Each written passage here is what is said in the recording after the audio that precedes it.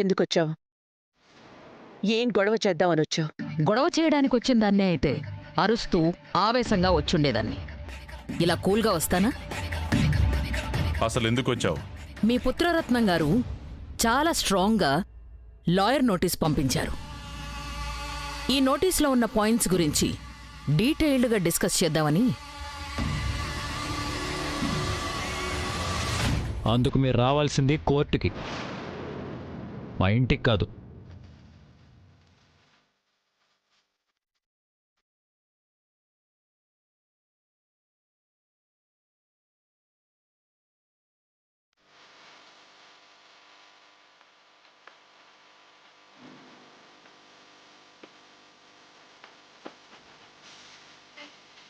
నోటీస్లో ఉన్న పాయింట్స్ మీకు చెప్పిన లాయరు ఇంత చిన్న పాయింట్ మీకు చెప్పలేదా?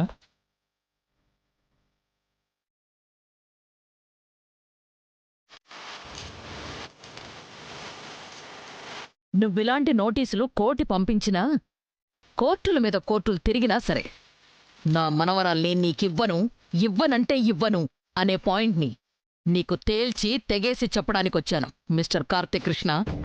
మీరెవ్వరు అంటే నేను ఊరుకుంటానా? నా కూతురు నా దగ్గరికి తెచ్చుకోకుండా ఉంటానా? నీకు కూతుర్ని అప్పగించేదాన్నే అయితే ఎప్పుడో ఇచ్చుండేదాన్ని. అసలు నీ కూతురు పుట్టిన విషయాన్నే నీకు తెలియనివ్వకుండా దాచానంటేనే నువ్వు తెలుసుకోవాలి. నువ్వు కోర్టులకు వెళ్లడం కాదు కదా, తలక్రిందులుగా తపస్సు చేసినా సరే నా మనవరాల్ని నీకివ్వను. ఈ మాటని మీరు నాకు చెప్పగలరు, కానీ కోర్టులో చెప్పలేరు. మీ అంతట మీరే మీ చేతులతో నా కూతురు నాకు అప్పగిస్తారు. ఈ విషయం రేపు కోర్టులో మీకు అర్థమవుతుంది. కార్తీక్ కృష్ణ, కూతురు కావాలని కోర్టుకు వెళ్లడం నీకు తెలిస్తే నా మనవరాల్ని నీకప్పగించకుండా ఎలా అడ్డుకోవాలో, అందుకు ఏం చెయ్యాలో నాకు తెలీదా? ఏంటమ్మా, ఏంటి నీ దబాయింపు? మాటిమాటికి నీ మనవరాలు అంటావేంటి? తను కార్తీక్ రక్తం పంచుకు పుట్టిన కన్ను కూతురు. ఆ పిల్ల మా ఇంటి వారసురాలు. ఆ పాప మాకు మనవరాలు. ఆ తర్వాతే నీకు మనవరాలు. ముందా విషయం తెలుసుకో నువ్వు. కానీ అన్నింటికంటే ముఖ్యమైన విషయాన్ని మీరు తెలుసుకోవాలి. ఇప్పటికీ ఎప్పటికీ పాపని నా మనవరాలిగా పెంచుతానే తప్ప కార్తీక్ కూతురిగా, ఈ ఇంటి వారసురాలిగా ఈ లోకానికి తెలియనివ్వను. తప్పు కాంచనవల్లి, ఇది క్షమించరాని తప్పు. కన్న కూతుర్ని కన్న తండ్రికి తెలియనివ్వకుండా చేయడం, కళ్ళారా చూసుకోనివ్వకుండా చేయడం, దూరంగా ఉంచడం మహాపాపం. మీ కొడుకు నా కన్న కూతుర్ని నాకు దూరం చేశాడే, అప్పుడు గుర్తుకు రాలేదా మీకు పాప పుణ్యాల గురించి? అప్పుడు అనిపించలేదా మీకు అది క్షమించరాని తప్పని? రోజులు గడిస్తే ఎవరిలో అయినా పరివర్తన వస్తుంది, కానీ మీలో మాత్రం రోజు రోజుకి మూర్ఖత్వం ఇంకా పెరిగిపోతుంది. ఆ రోజు మీ కూతురు ప్రేమను అర్థం చేసుకోవటం మీకు చేత కాలేదు. అలాగే ఈరోజు కన్న బిడ్డ కోసం ఈ తండ్రి పడుతున్న ఆరాటాన్ని అర్థం చేసుకోవటం తెలియట్లేదు. వెళ్ళండి. నా కూతురు మీరు నాకు ఎలా ఎవరో కోర్టులోనే తేల్చుకుంటాను. వెళ్ళండి. మిస్టర్ కార్తీక్ కృష్ణ, నేనొచ్చింది కూడా నీకిదే మాట చెప్పడానికి. నా నుంచి నా మనవరాల్ని నువ్వెలా తీసుకుంటావో నేను కూడా కోర్టులోనే తేల్చుకుంటాను.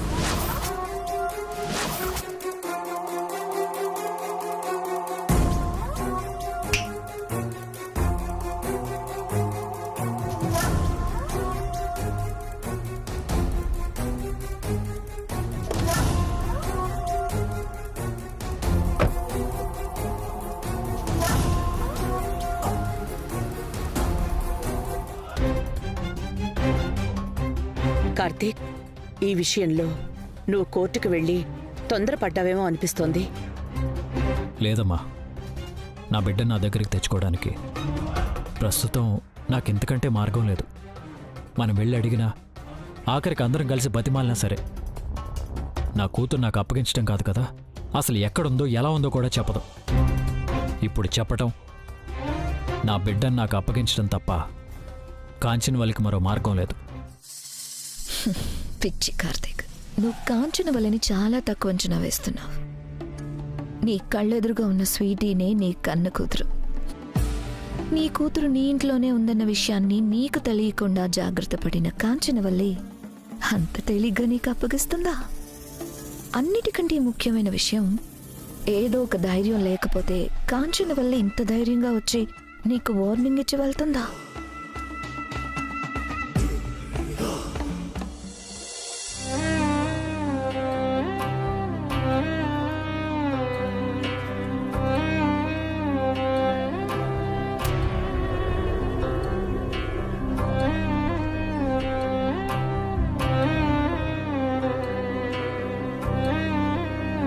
ఫ్రెండ్, అందరూ అక్కడ భోంచేస్తూ కూర్చుంటే నువ్వేంటి భోజనం చేయకుండా ఇక్కడున్నావు? ఫుడ్ బాలేదా? కాదు, నా మనసేం బాలేదు ఫ్రెండ్. బాబోయ్, అవునా? మా ఫ్రెండ్ ఏంటి మనసు అది ఇది అని చాలా పెద్ద పెద్ద మాటలు మాట్లాడుతుంది. మొత్తానికి ఏదో చాలా పెద్ద విషయమై ఉంటుంది. హా? మరి నీ మనసు ఎందుకు బాలేదు? నీ ఫ్రెండ్కి చెప్పవా? హా? చెప్పు. మరేమో నాకు అమ్మలేదు కదా, అందుకని మా అమ్మ నాకెప్పుడు అన్నం తినిపించలేదు.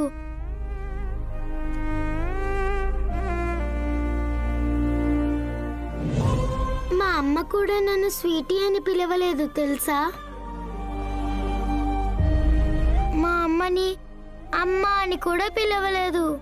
మా అమ్మ కూడా నన్ను స్వీటీ అని పిలవలేదు తెలుసా? మా రాధిక ఉంది కదా, మా రాధిక నాకు అమ్మలాగా ఎప్పుడూ అన్నం తినిపించేది. నేను డల్గా ఉంటే బోల్డెన్ జోక్స్ చెప్పేది. రోజు పాట పాడి నన్ను నిద్రపుచ్చేది. స్వీటీ అని నన్ను మా రాధిక ఎంత ప్రేమగా పిలిచేదో తెలుసా?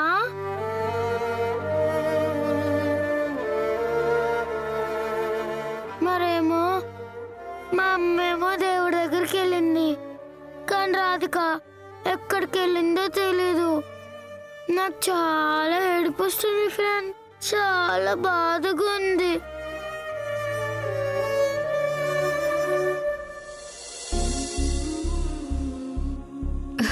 ప్లీజ్ ఫ్రెండ్, బాధపడకు సరేనా? ప్లీజ్. అయినా నన్ను చూడగానే మీ అమ్మ అనిపించానని, నన్ను ముట్టుకోగానే నీ రాధికలా అనిపించానని నువ్వు అన్నావు కదా, అందుకని నన్నే మీ అమ్మ అనుకో. హా? ఎంచక్క నన్నే నువ్వు అమ్మ అని పిలు, ఓకేనా? అమ్మా అనే ఆ బిడ్డ పిలుపుతో మీ ఇంట కళ్యాణి సీతమ్మ కారు అడవికి వెళ్ళింది. అమ్మో, ఆహా లేదు, నేను నిన్ను అలా పిలవను. పిలవనంటే పిలవను. ఎందుకు నన్ను అమ్మ అని పిలవనంటున్నావు? ఎందుకంటే నిన్ను ఫ్రెండ్ అని పిలుస్తున్నాను కదా, నువ్వు నా బెస్ట్ ఫ్రెండ్ అంతే. మరి అలా అయితే బెస్ట్ ఫ్రెండ్ చెప్పినప్పుడు వద్దనకుండా భోజనం చేయాలన్నమాట, ఓకేనా? అబ్బా ప్లీజ్ ఫ్రెండ్, నాకు అసలు తినాలనిపించట్లేదు. వద్దు ఫ్రెండ్. ప్లీజ్ ఫ్రెండ్, నేను తినమని చెప్తున్నాను కదా, 5 minutes లో భోజనం తీసుకొస్తాను. ఇక్కడే ఉండు, ఓకేనా?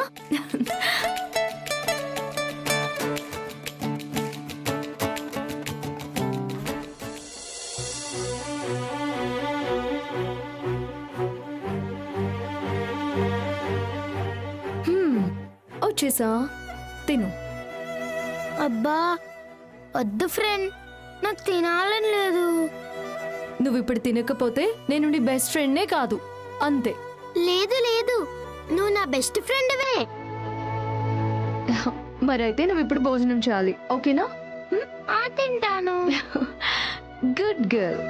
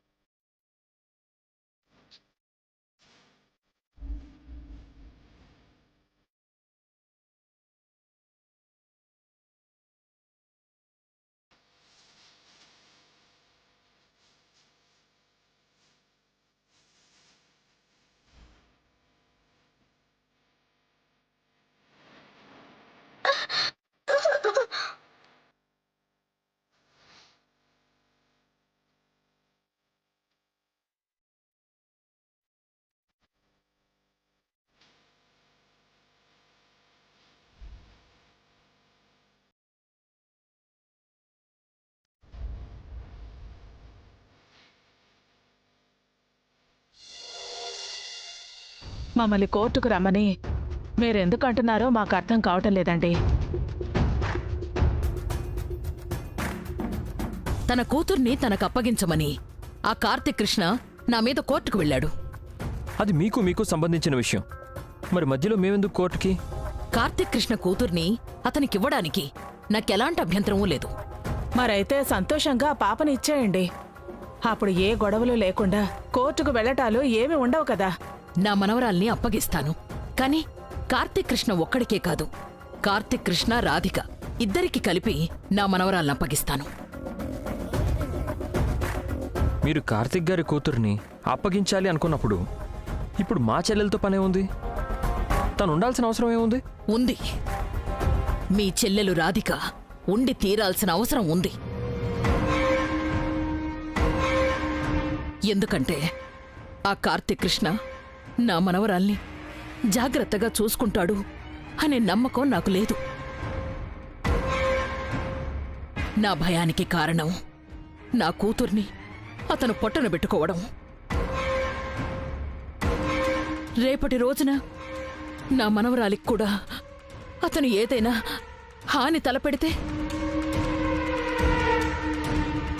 ఇప్పటికే కన్న కూతుర్ని పోగొట్టుకొని కడుపు కోత అనుభవిస్తున్న నేను నా మనవరాల్ని కూడా పోగొట్టుకుంటే నేను తట్టుకొని బ్రతకలేను. ఆ భయంతోనే, ఆ బాధతోనే అతనికి నా మనవరాల్ని అప్పగించడానికి నాకు ధైర్యం సరిపోవడం లేదు. కానీ రాధిక మీద నాకు నమ్మకం ఉంది. రాధిక నా మనవరాల్ని తన సొంత బిడ్డలా చూసుకుంటుందన్న భరోసా ఉంది. అందుకే రాధిక ఆ ఇంట్లో ఉంటే నా మనవరాల్ని నిశ్చింతగా వాళ్ళ చేతుల్లో పెట్టొస్తాను.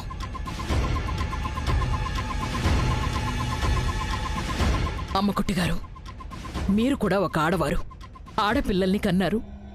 ఒక సగటు స్త్రీగా నా బాధని అర్థం చేసుకోండి. మీ బాధతో పాటు మీ భయం కూడా మాకు అర్థమవుతోందండి. కానీ మా రాధి ఎక్కడుందో ఎవరికీ తెలియదు కదా. మరి కార్తీక్ బాబుతో కలిసి పాపను తీసుకోవడానికి తనెలా వస్తుంది చెప్పండి? అందుకే మిమ్మల్ని కూడా కోర్టుకు రమ్మని నేను బ్రతిమలాడుతోంది. కార్తీక్ వల్ల రాధిక ఇంట్లోంచి వెళ్ళిపోయింది కాబట్టి రాధికని తీసుకొచ్చే బాధ్యత కూడా కార్తీక్దే అని మీరు జడ్జి గారి ముందు చెప్పొచ్చు. దాంతో కార్తీక్కి కోర్టు కొంత గడువు ఇస్తుంది. ఆ గడువులోపు రాధిక ఎక్కడున్నా తీసుకొచ్చి కోర్టులో ప్రొడ్యూస్ చేయమని ఆర్డర్ వేస్తుంది. ఒక పోలీస్ ఆఫీసర్గా కోర్టు ఆర్డర్ని పాటించి తీరడం అతని డ్యూటీ కాబట్టి కార్తీక్ కృష్ణ రాధికని తప్పకుండా తీసుకొస్తాడు. ఏమంటారు?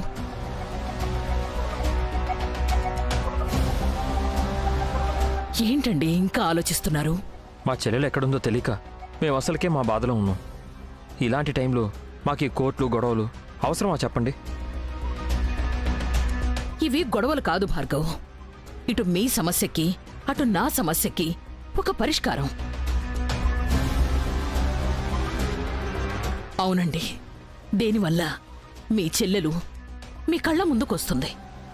ఇన్ని రోజుల నుంచి మీరు పడుతున్న నరకం మొత్తం దూరం అయిపోతుంది. అలాగే ఎవరో ముక్కు మొహం తెలియని ఆ స్వీటీనే కన్న కూతుర్లా చూసుకున్న రాధిక కార్తీక్ సొంత కూతుర్ని కళ్ళలో పెట్టి చూసుకుంటుందనే ధైర్యం నాకుంది. దయచేసి అర్థం చేసుకోండి. మనందరి బాధలు దూరం అవుతాయి. ఇంతకంటే మంచి అవకాశం మరొకటి రాదు.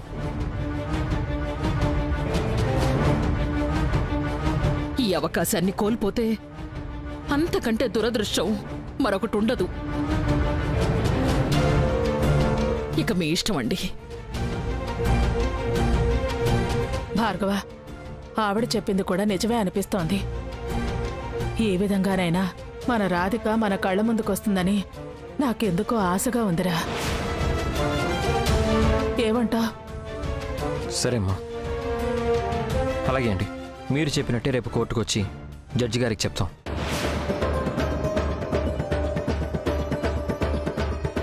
కార్తీక్, నీ దగ్గర నుంచి నా మనవరాల్ని ఎలా తీసుకోవాలో నాకు బాగా తెలుసు. ఊహించని పద్మవ్యూహంలో నిన్నిరికించబోతున్నాను. అభిమన్యుడిలా బలవ్వడానికి సిద్ధంగా ఉండు.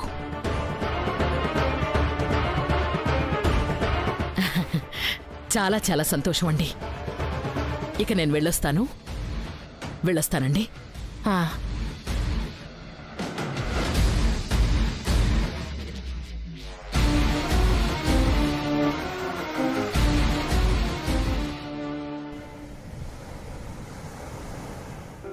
పిల్లలు జాగ్రత్త. బాయ్ నాన్న. Good morning teacher. Good morning. Go to the classroom.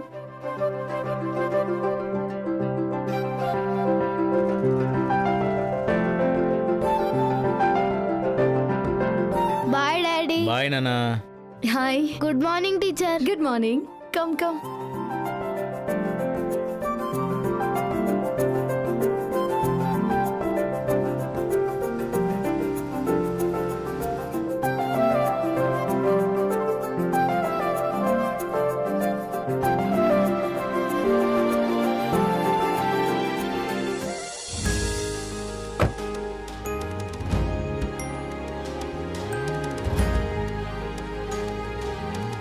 Bye అన్న.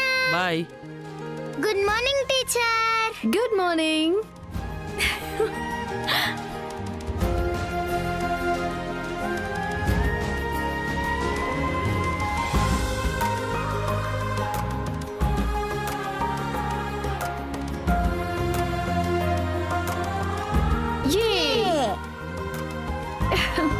అవును ఫ్రెండ్, ఈ రోజు నువ్వు కార్లో వచ్చావేంటి? మీ డాడీ ఎక్కడికి వెళ్ళారు? అయ్యో, నీకు తెలియదు కదా. మరేమో మా డాడీ, మా నాన్నమ్మ, మా తాతయ్య అందరూ కోర్టుకి వెళ్ళారు. కోర్టుకి ఎందుకు వెళ్ళారు? ఎందుకంటే నా ఫ్రెండ్ ని తీసుకురావడానికి. సరే నువ్వు వెళ్ళు. ఏ అన్నా అన్నా,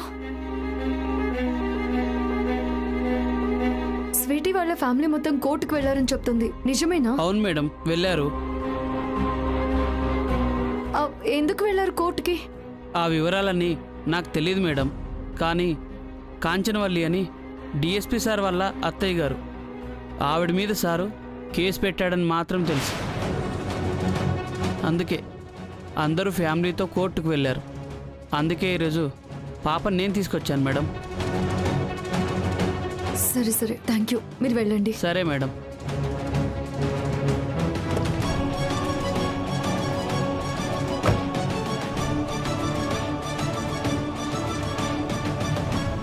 కాంచనవల్లి గారి మీద డిఎస్పీ సార్ కేసు పెట్టారంటే ఖచ్చితంగా తన సొంత కూతురి కోసం తెలుసుకోవడానికే అయి ఉంటుంది. కోర్టులో ఏం జరుగుతుందో తప్పకుండా తెలుసుకోవాల్సిన అవసరం ఉంది. ఎలాగైనా తెలుసుకోవాలి.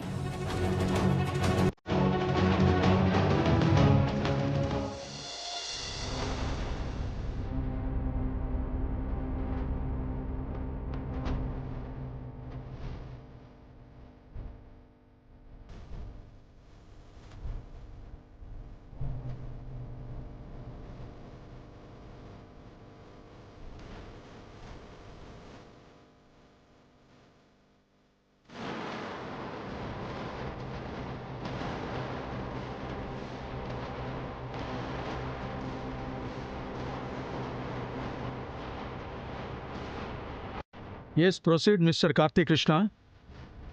మీ సమస్యని వాదనని కోర్టు వారికి విన్నవించుకోండి. Thank you my lord. 6 సంవత్సరాల క్రితం నా భార్య పల్లవి యాక్సిడెంట్లో చనిపోయింది. ఆ టైంలో నా భార్య 9th మంత్ ప్రెగ్నెంట్. యాక్సిడెంట్ అయిన నా భార్యని అంబులెన్స్లో ఒక ప్రైవేట్ హాస్పిటల్కి తీసుకెళ్లారు. ఆ రోజు అందరికంటే ముందు మా అత్తయ్య కాంచనవల్లి గారు హాస్పిటల్కి వెళ్ళారు.